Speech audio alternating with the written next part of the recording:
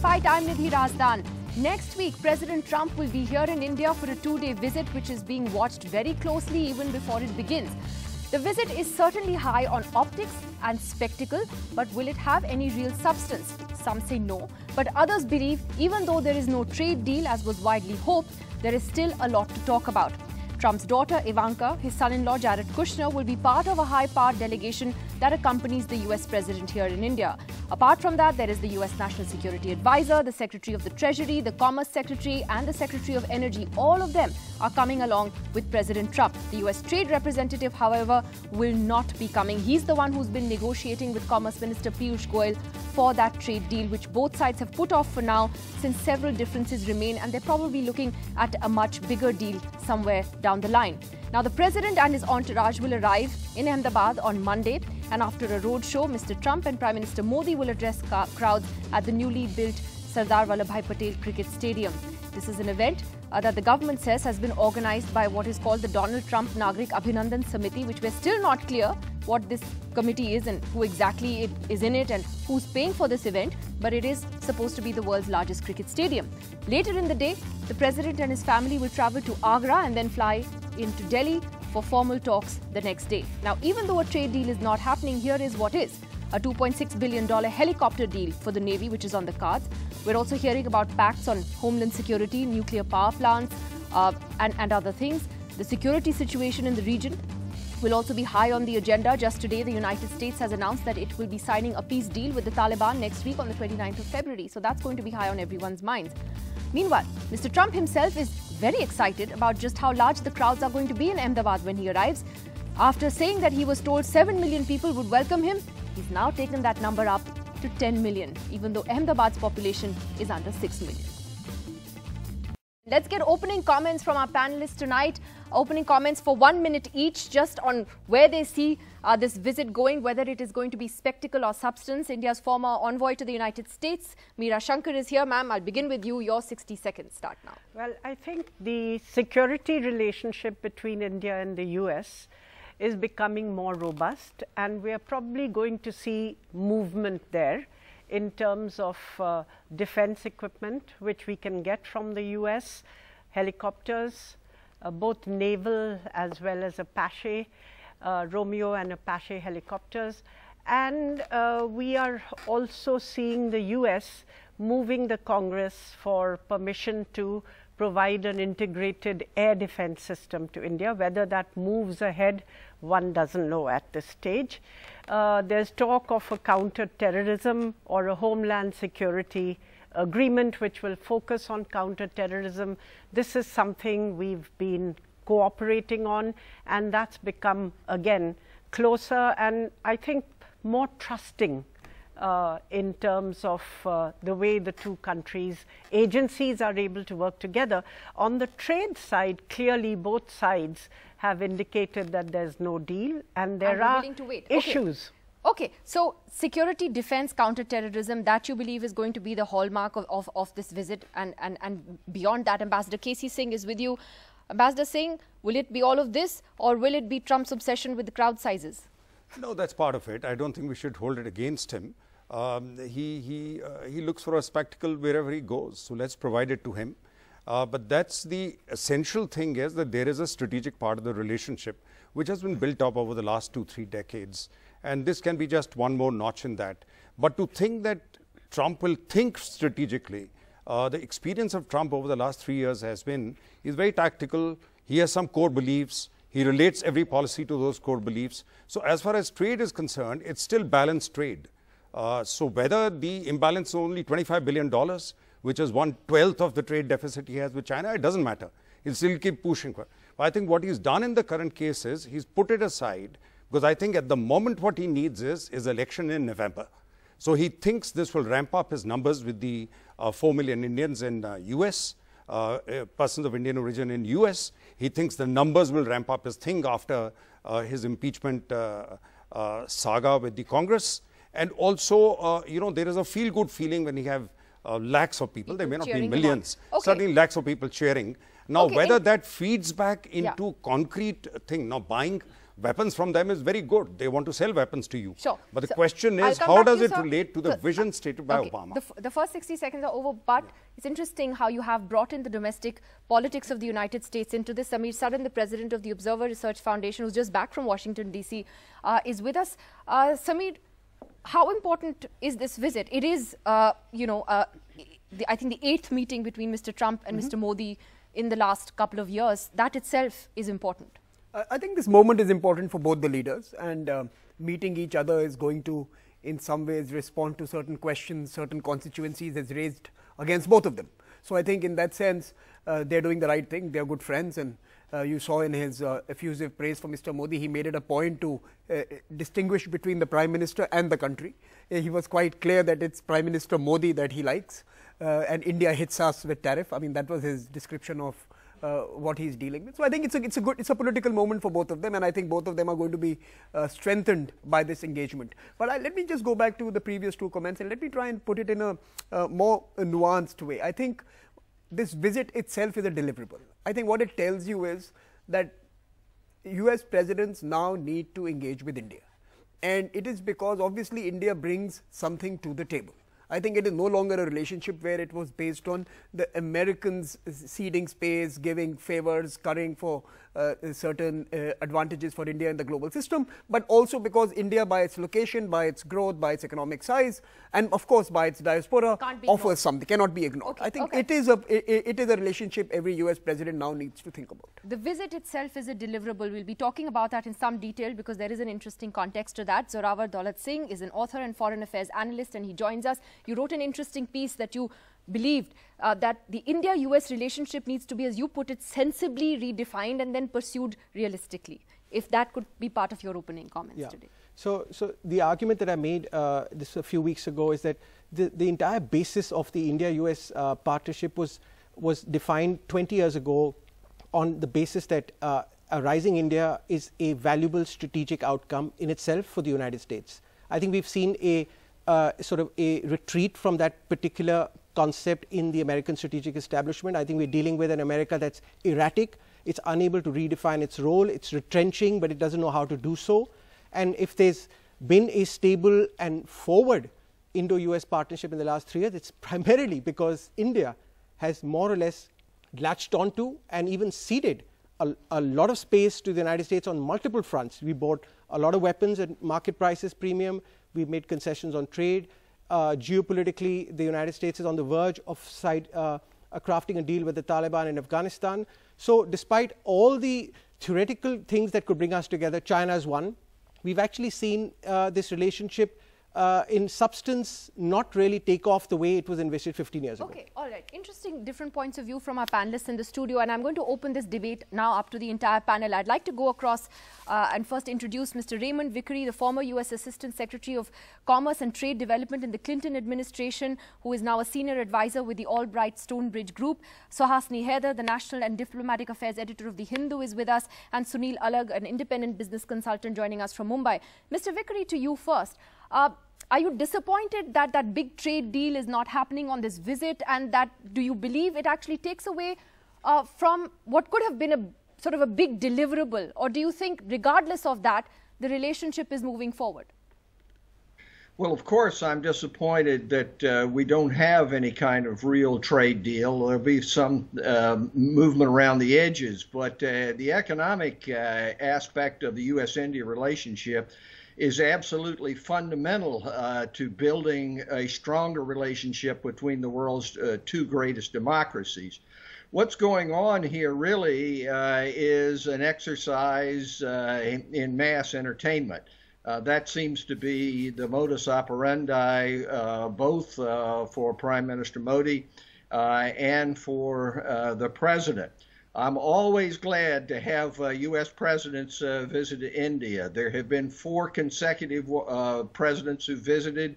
President Obama came twice, so this is good. But you need to get beyond that, and you need to be able to talk not only in terms of strategic matters, but in terms of trade, economic relations, and the one item which will really be left out, I fear, is values. democratic values, the rule of law, what happens in terms of protection of minorities, how you treat the press, what goes forward in terms of democracy. So I'm afraid that that's going to be completely swept aside by an exercise in mass entertainment. Nevertheless, the bottom line is it's always good to have presidents and prime ministers go back and forth, even if it is under these kinds of entertainment circumstances. Well, you've actually raised a lot of important points, Mr. Vickery, and I will get into those in just a moment. Let me just take opening comments from Suhasini now. Suhasini Heather, an exercise in mass entertainment for both leaders is how Mr. Vickery put it. And, you know, Suhasini, you've covered all these visits all these years. What makes the Trump visit different and what makes it stand out according to you? Is it that, you know, part of diplomacy now has become the spectacle too of having the big show at the cricket stadium, massaging each other's egos, etc. That's now par for the course.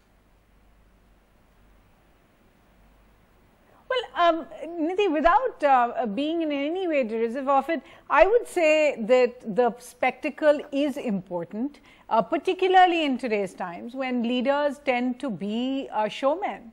And leaders tend to be strongmen, and Mr. Modi and Mr. Trump are no exception to that. When they stand together there at Motera, they're saying, you know, we're not just leaders of our own countries, we're great friends, and these are two countries that have great people-to-people ties. And they're acknowledging all of that when they stand together. So I wouldn't say that the spectacle is not substantive in that sense. The truth is, if you're looking at the agreements that are right now being outlooked, I don't know, somebody might pull a rabbit out of a hat at the last minute, but we're looking essentially at MOUs and a sort of push to to sign deals just because the president is there. We're not looking at very major substantive agreements between the two when it comes to bilateral agreements. I do think what will be important, whether they discuss them or not, it'll be important either way. One will be the regional context. One will be what India and the US decide to put out as the roadmap ahead for the Indo-Pacific. How far is India willing to go in the US's plan, which has now been very clearly put as a counter-China plan in the maritime sphere. So where is India going to go with that? Are we going to see an upgraded version of the Joint Vision Statement of 2015, for example? The second part is, of course, Afghanistan. Whether India does see a role for itself or not, the timing of this visit is alongside the signing of the Taliban-US agreement, which is planned for February 29th. So I do think it will be an important part of the context for this visit, and it's a question of how far the two sides are able to go on that as well. And since everyone is pointing out that the two leaders are meeting for the 8th time, I do want to make the point, it's interesting that of those 8 times that the two leaders have met, 5 of them have happened in the last 8 months, and 3 of them happened in the 3 years before that. I think what you're also seeing is that the US, or certainly the Trump administration, is showing right now that they do believe that Prime Minister Modi, having won that re-election, is somebody that they want to deal with very personally and intensively. They are, in a sense, putting their weight behind not just the Indian government, but the Modi administration. You can see that in the way the Trump family is coming, the delegation that's coming with the president, you know, despite the hiccups over the trade deal, that they do clearly attach a lot of importance to the India relationship. So it's a question of what our expectations are in terms of outcomes, which is what we're going to talk about. But Sunil Alagh, your opening comments on that. Is there a danger, though, Sunil, that a lot of the focus then tends to just, you know, be on like an Ahmedabad type event, you know, crowd sizes, and you end up sort of losing sight of the real objectives? You know, look, whether it's a spectacle or not, the whole world is moving towards that. Whether you've got Johnson in UK, and if Trump wants a spectacle, that's what you give him. If there's another president who comes who wants to eat Indian food or eat South Indian food, you take a Chinese guy to Chennai, then that's the game that is going to be played regardless of what anyone says today. And Trump is going to be important because he is the leader of one of the biggest, if not the most powerful country in the world. Now, whether America likes him or whether we don't like him, it doesn't make a difference to anyone. It's America that counts, and I expect a lot to happen in terms of the two leaders when they speak to each other. I expect a lot of knowledge transfer to take place. I expect technology transfer is more important than any of for the industry. And in terms of visas, of allowing Indians to go and work in America, these are all little points which many of us tend to gloss over and say that's not important. And I expect Trump and Modi to actually establish a better relationship, more friendship. Trump and he can have a chat about what's happening in India. They have to understand each other. And even the Taliban thing in Afghanistan. Now, all these are important, especially in respect of what's happening to China in the virus thing. And therefore, India has a great opportunity now to tell Trump, buy from us. You don't have to go to China. So there are many things which are going to take place with Trump around. If he wants a spectacle, Modi gives it to him. And that's it. I mean, that's how you please someone.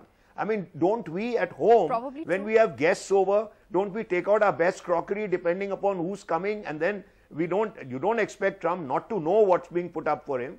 We expect all our guests to know, and yet we do it for the guest who comes. And that's something that we all have to accept and realize. All right, well, let me just take some of the points that have been made to Samir Saran first. At home itself, you know, you'll put out your best crockery, you'll bring out your, I don't like building walls in my house though. I don't build walls in my house, but that's another. I don't draw curtains, but anyway, I know what you're trying to say. I'm kidding. I don't want to get into the walls department because there's a lot of debate going on that, and I'm just telling you about the wall thing. It's about 4 feet tall. Yeah, but but all Americans know. You think the American ambassador in India hasn't told Trump what is happening?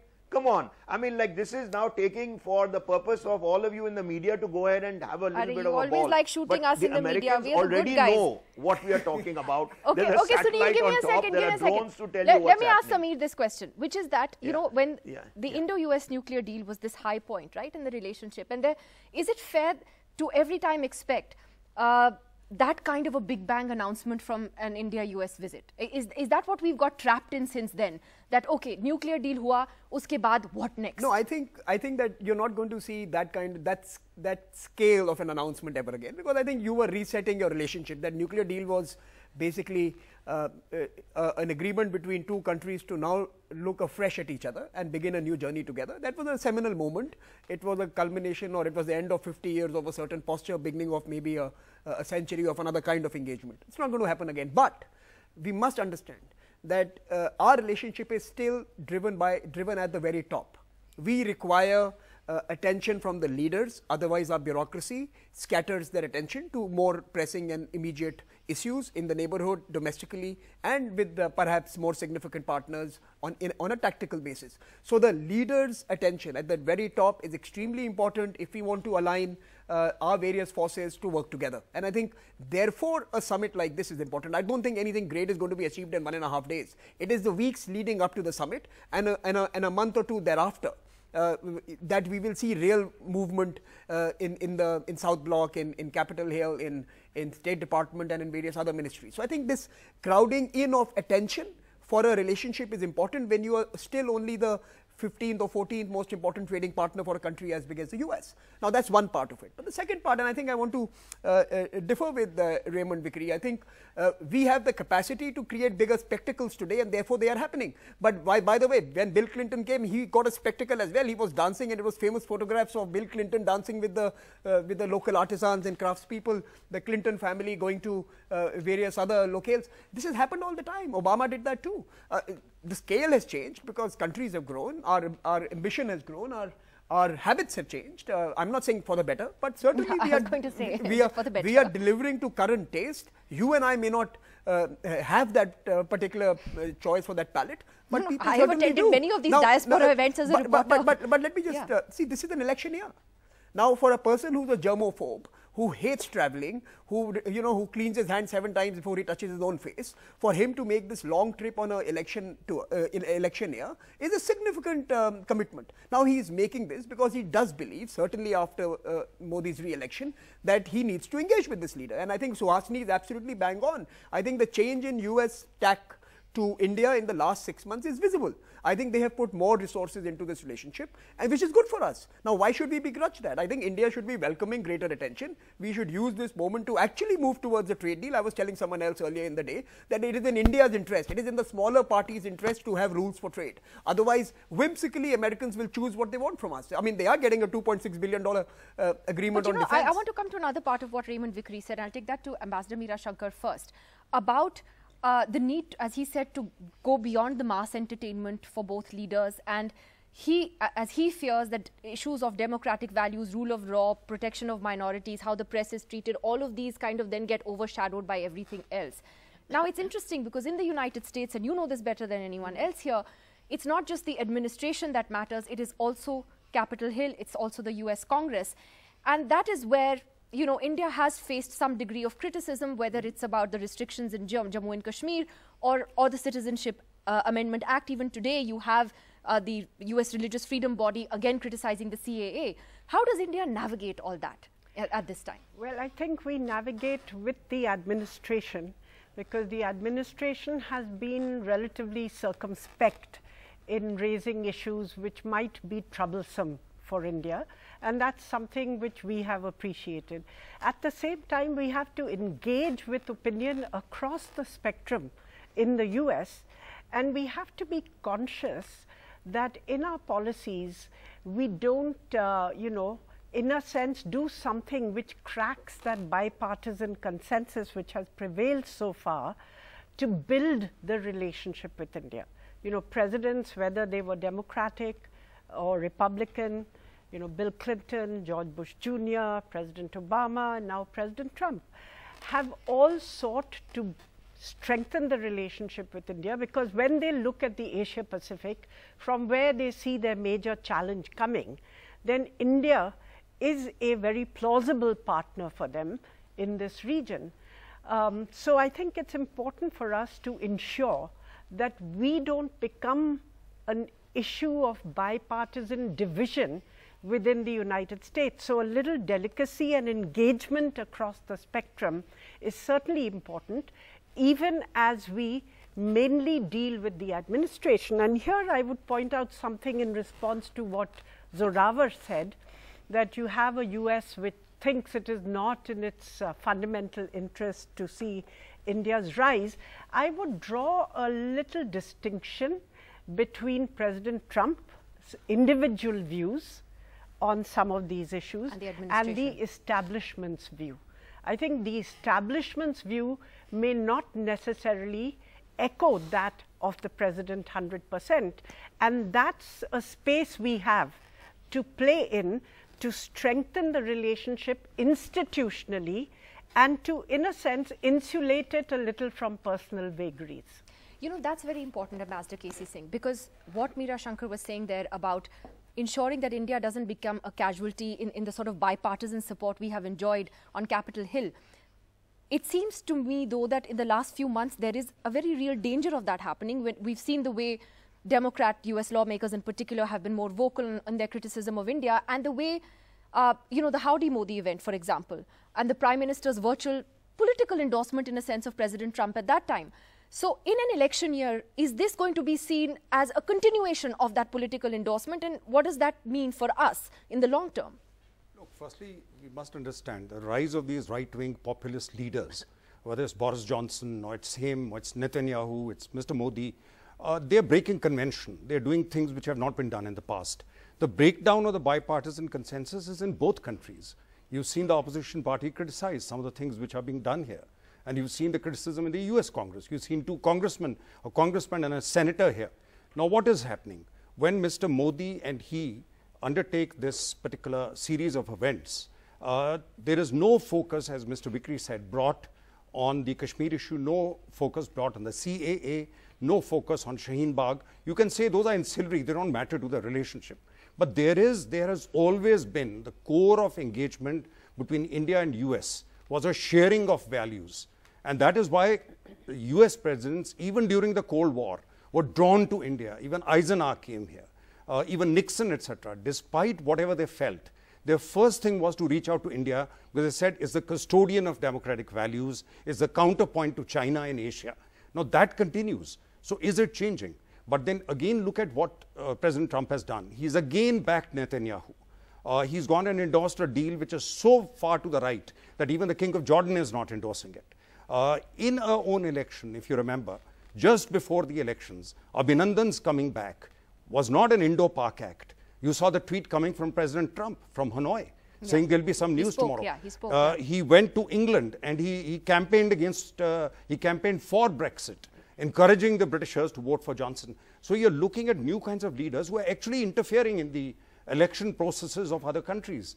Now, if this was happening here, reverse may be viewed by people in America, that because no other US president has come in an election year to India. Normally they come, Clinton came because he had finished his 2 terms. So he came before the election. Otherwise, presidents generally do not go. But then this is not specific to India. This is something which is now becoming a global thing. So it's leadership driven, unfortunately. And the danger with leadership driven relationships is that it damages then the institutions, institutional engagement. And therefore, one last point. Yeah. I disagree that we are where we were. We are not where we were 4 years ago. US tells you to go into Indo-Pacific. They have just been exited from Philippines. The president has denied them now access to their ports. He is leaving Afghanistan. So there is an entirely different approach where he is stepping back and he says, you go into Indo-Pacific, I'll sell you the weapons. It's not the same vision. It's not the vision statement of Obama. It's not something Bush had in mind. So there is a strategic deficiency in President Obama's thinking. It's largely tactical. And he will engage you on whatever interests him. And then the danger is with personalized business. Supposing he doesn't re-win and you get another president in America. Exactly my point. Then you what happens? do not put your eggs in one basket. However, you know, as Wilson said, a week is a lifetime in politics. So Robert, would you agree with that? And on this comment about the fact that India being the world's largest democracy, it's not just US presidents who have highlighted that. I mean, even Prime Minister Modi, I remember when he last met President Trump, the first thing he said was that we are the world's largest democracy, and those democratic credentials is, you know, what he talks about with a certain justifiable degree of pride. But when India's own government is being questioned about those credentials today, how much does that actually impact the relationship, or is it just more transactional because that's the way Trump is? Yeah, so this democracy factor, I've looked at this a little closely from a historical standpoint, and I think we have been espousing this rhetoric of democracy in a strategic fashion. It's a glue that brings these two countries together. It allows you to brings different sort of political sides together because you can agree upon this one sort of value-based approach. But in practice, we've seen right from the 1950s. Correct. I mean, you should have been on the same side. Why weren't you? Because you have incongruent geopolitical interests and visions of world order. You had it then and you still have it now. I still will maintain my line that when you break down the overall US foreign policy in the Indo-Pacific, in Asia, in the subcontinent, I'm not saying you don't have common ground. You may have common ground in China, but you don't know how to operationalize it in a fashion that will help you safeguard your territorial interests, your regional stability. So there is a process of finding common ground. I think where we've seen is a little bit of exuberance, hyperbole, particularly in India, because the United States is getting what they want. By the way, I want to congratulate American policymakers out there. I think we are the biggest success for America today in Asia. We are the most loyal friend, the loyal state. We are upholding the legitimacy of US power in this vast continental space. But now the point is, let's not buy into this argument that we've been getting things out of them. I think it's time to now also be able to have some sort of, maybe you can't have an equal partnership, but get something out of it. I mean, if you're going to pay $1 billion, $1.3 billion for the latest Apache 6 for the army, now you're talking about a massive investment coming into this. So this is not a favor being done to you. Samir, before I come to you, that's an important point. I just want to ask Raymond Vickery, just to respond to this whole comment that was being made on the shared values as a democracy. I mean, in light of what Ambassador K.C. Singh was saying in particular about Trump's own personality and how, in a sense, he will do what suits him, what he wants to do, then how much does it matter, you know, what India actually does internally as far as the US is concerned? Though I have to say the State Department has been issuing statements from time to time as well, whether it's on Kashmir or on the CAA. Well, of course it matters. The reality is that the relationship among nations is not built upon two great leaders and the majority vote at any one particular time. It is a mix of security interest, of economic interest, trade interest, and of values. And so it makes a great deal of difference in terms of being able to address all of those elements which cement a relationship. The idea that you're just going to concentrate on two people at the top and how well they tweet and how well they make speeches is a very short-sighted view. Both Trump and Modi are going to be gone from the scene at some point, just as all presidents and prime ministers do. So the question is, how do you use these opportunities of interchange to build not only personal relationships, but relationships based upon values, based upon economic relationships, based upon security concerns. And it seems to me that what we ought to do is to try to maximize these opportunities on all of these fronts rather than having mass entertainment eat up all of the other issues. Let me take that to Samir Saran. And Samir, just this point about the bipartisan support that the India-US relationship has also largely enjoyed. Is it a mistake for us to be reacting aggressively to everyone who criticizes us? Whether it was Pramila Jayapal or, other lawmakers, do we need to find a way to engage with them? After all, we are a democracy, we can take it. First let me go to the values part. Americans have never allowed values to come in the way of a good relationship. Let's be very clear. If you thought that the American build their strategic cluster of client states and partnerships and alliances based on values, then you're mistaken. You can just look back, many books have been written about how they have based their relationship. So I think this is kind of over-deployed and misused term. It was a nomenclature that worked for these two partners and people have used it freely and liberally, but that's not the basis of our relationship. The basis of our relationship, of course, is because the Americans believed that they required a plausible partner, as Ambassador Shankar mentioned. They needed a defender of the liberal system in the Asian continent. They required a big market as their own needs increased, and India was offering them many such offerings. I think our relationship is based on economics, on strategic and political questions, and of course we have cloaked it with this whole culture and value and people-to-people business, which is true, which by the way is true and an important integral part of our relationship. And therefore, coming to your second question, I think our relationship cannot be defined on the Trump presidency. I think that is something that we must understand. The Trump presidency can be used to crowd in, like I said, crowd in greater attention to building a far more diverse set of stakeholders in DC. It cannot be the end of our relationship. Our relationship, it took us less than a few years after we decided to change the nature of our relationship for us to become good friends, because millions on both sides liked each other. And I think that intrinsic ability to appeal to most Americans must remain a fundamental Indian virtue, and therefore so we must engage. We must engage. That's what my question I think we must engage. However, just one point. I think both countries are going through a silly season. Both countries are going through a churn where democracy itself is under question, debate, discussion, and contest. I think at this particular moment, we have to sometimes be careful that we do not exaggerate some of the discordant voices we hear from the other side of the aisle.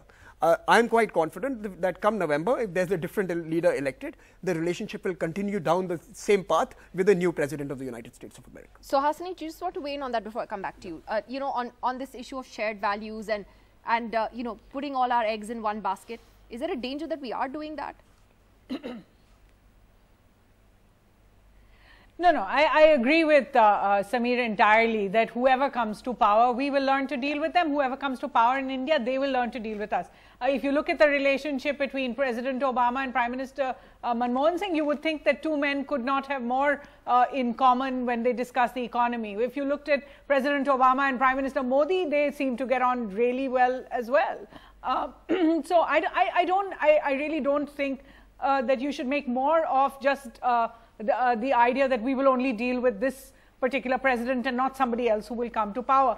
And on the issue of shared values, Nidhi, can I just take a discordant note to everybody who has spoken so far and said, yeah, of course they share values. Both President Trump and Prime Minister Modi have shared values. They both speak to the majorities in their countries. They seem to believe in a certain kind of majoritarianism. They seem to share similar ideas about immigration, about migration, about letting people into the country. Mr. Trump had a very religious-specific travel ban. Mr. Modi has a religion-specific citizenship act. When it comes to the treatment of NGOs or the media, I don't think the two have very differing views as to how the media should be treated or how non-governmental organizations should be treated. So, and I'm not being facetious here. I'm saying that the idea of shared values is a moral judgment. It's a value-based judgment in a sense, and we shouldn't make too much of the fact that others might not have the same. I mean, we should actually emphasize that others might have different values that we are talking about. Obviously, when you say shared values between India and the US, you talk about democracies. You speak about openness. You speak about plurality. You speak about the fact that there is a that they are welcoming of outsiders. But those might not be the values that are shared between the two leaders. They still share those values. Sunil Alag, interesting take by Suhasini there. Your thoughts? No, but yeah, but I agree with Suhasini to the extent that, look, America all along has only wanted stable governments. They don't care about democracy at all. Look, if there's a stable government in Saudi, that's the one they'll back. If there's a stable government in any country, whether the dictatorship or not doesn't matter to the business out there. This is all talk that, look, we are of values, we are of this, we are of that. But look at the way America has gone. And if India can convince America that we are a stable government, we are a stable country, investors will come. And that's the most important that has to be shared between Modi and Trump. And if Trump doesn't win, the next president. And this talk of democracy is all very good for television. Give me one country that America has backed which is not a stable government. Whether it's dictatorship or not is irrelevant to them. Look, all along, all I'm saying is that we got to have exchange of knowledge. We got to have exchange of technology. This is what business is hoping. And you've got a president who takes decisions there and then. Wrong or right, we are not going to get into it. Okay. But take advantage of Trump's visit. Tell him what you want. And maybe at the end of it, even though there's no deal on a big trade issue, he will say a number of small things which are important for India. Score all the small victories if you can whilst Trump is here. Also. That's what I would look at. That's not knowledge transfer, technology transfer is the critical thing.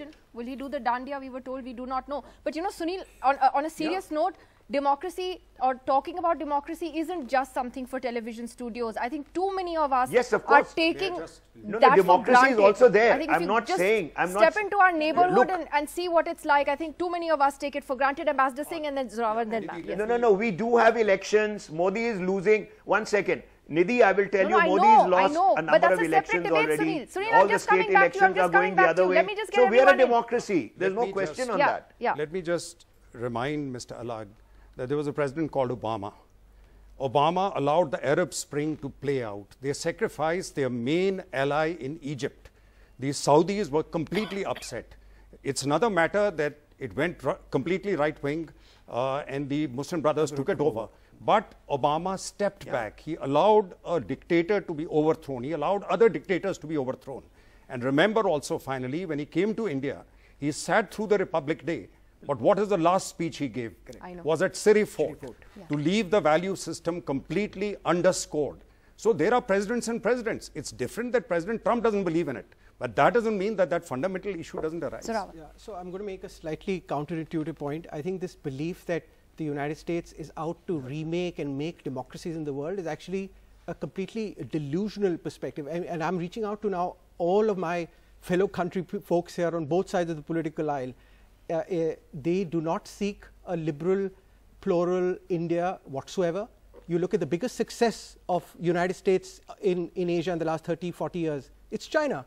They are the biggest contributors to globalization, $600 billion of trade, $200 billion of FDI. So they're not at all concerned. So I think the argument that I'm trying to say is that if we want democracy, pluralism, secularism. It should be because we want it. And you're going to have to actually stand against the trend that they will seek to reverse it. Look at our neighbors. Look at Pakistan. Look at the West Asia. So I think let's put that aside because the value base can take you in the opposite. And I think just one point I'll say that I think this idea that we have benefited from American strategic altruism is actually should be flipped on its head. We have been the altruistic power in the last decade, certainly in the last 3-4 years. I think it's time to get some sort of an equilibrium in the terms of this engagement, because if we don't do so, we'll eventually run out of money. It's as simple as that. So the other big question, Ambassador Meera Shankar, about this visit is, will he utter the K word? Will he talk about mediation again? Nobody knows what President Trump will do. Do you think that he would really, annoy India by raising it? Utter or tweet? Or, well, he could do anything. He may tweet it, he may utter it, I think he may respond to a question. If we look at the occasions on which he has uttered it, the trigger has been Prime Minister Imran Khan. Yeah. So one would hope that given the absence of Prime Minister Imran Khan from the scene here, that it may not be one of his recurring obsessions which he tweets about or talks about, irrespective of the policy statements emerging out of his establishment, which makes it quite clear that they they do not see a role for themselves unless both parties want. And I think if you've seen some of President Trump's subsequent statements, he's tried to kind of,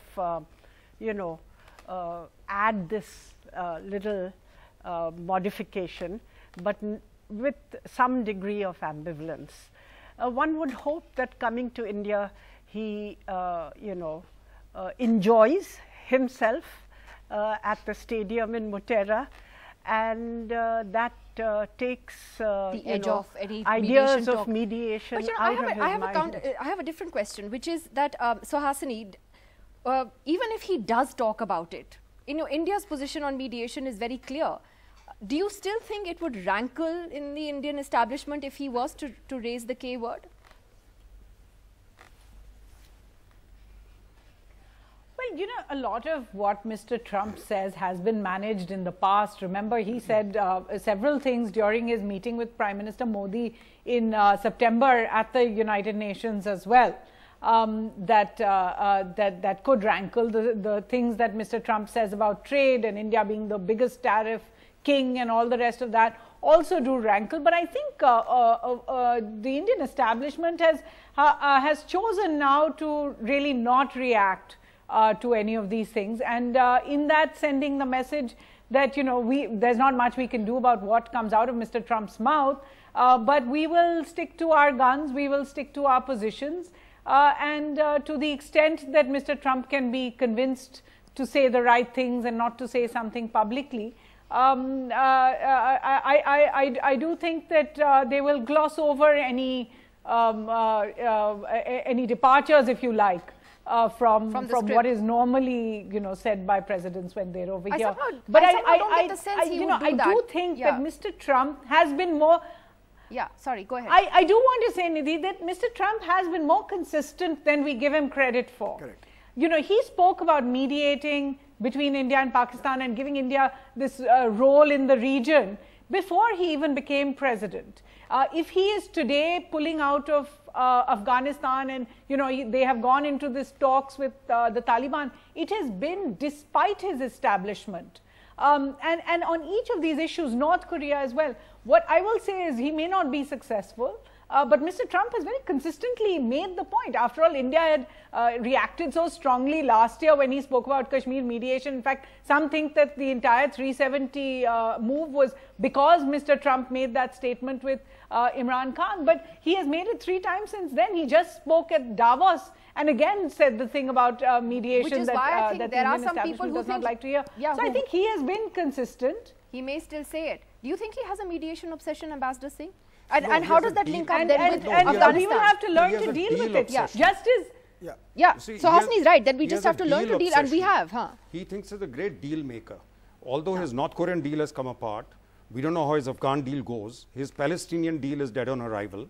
So he's not a great deal maker. Deals. But he fancies himself, and his books have talked about it. It is like a commercial thing, that he goes in there and is a great deal maker. And that's why he thinks this is one great deal to make.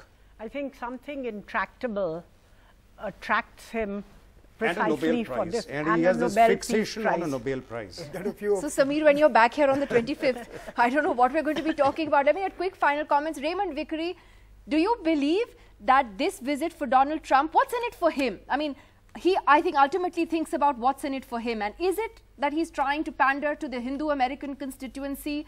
Are they really that big a constituency for him to pander to? What do you think? Listen, this is an election year in the United States, and President Trump is focused on showing that he is the greatest president that's ever been, and he will be able to show it by re-election. And so the Indian American community is very important, and it is completely outsized from its numbers by its political activism, the economic wherewithal of Indian Americans, and contributions.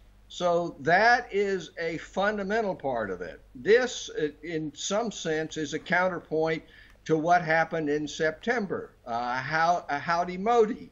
And he didn't come down there to try to cement trade relations or to cement what happens in terms of economics or security. He came down there for the purpose of getting himself in a position to be reelected. And that is a basic driver in terms of what is going on here. In my view, it would have been better not to do this in an election year in a very highly attenuated kind of atmosphere in the United States. Nevertheless, we have what we have, and what we should try to do is to keep a focus on all of the components of the relationship, in terms of security, in terms of economics. Really, both of these leaders are protectionists. If you look at what happened in the budget this year in terms of tariffs raised in the U.S., if you look at the continuing kinds of activities of Trump in terms of taking on India as somehow an outlier in terms of international trade, there's a lot to be done. And on values, it is important. And people can say, well, the United States doesn't live up to its values, and that is true in many, many cases. But if you look at its strongest and oldest security relationships with the United Kingdom, with NATO, if you look at its history in terms of what it's done in World War II, the values have played a role. Now, they are not exclusive. But to say that we're going to have the relationship between the two greatest democracies in the world without addressing values is just wrong. And I do agree that you have to look at what values are being promoted. And there are values between Modi and Trump which are not in the national interest of either country in terms of what happens overall. One would hope that the values that we have traditionally been able to stress will win the day on that front, and that we will make progress in regard to the economic issues and in regard to the security issues. Well, I'm afraid I've actually run out of time. I thought that 1 hour might be too much for 30 seconds for India-US. I think India is in an enviably good position. We're in a good position today. We have a protectionist president who has a chance to get re-elected, and we have a socialist contender who is likely to dethrone him. So I think our shared values will continue irrespective of who wins elections in November, because of the kind of political nature of America today. But more values or the values of the leaders? The leaders. Yeah. But the good news is that I think not our values. No, but the good news is that at 5% growth rate or lower, where we are today, I don't think we can be looking at something more ambitious in terms of our economic directions or opening up of our markets or being more ambitious in terms of what which actually was a very and important. The coronavirus and the Chinese we needed to talk about that in some more detail. I'm going to see some of you again next week as well. Thank you to all of you for joining us. Let us see how this visit goes and whether, yes, indeed, there is a dandiya that takes place. See you again next week. Goodbye.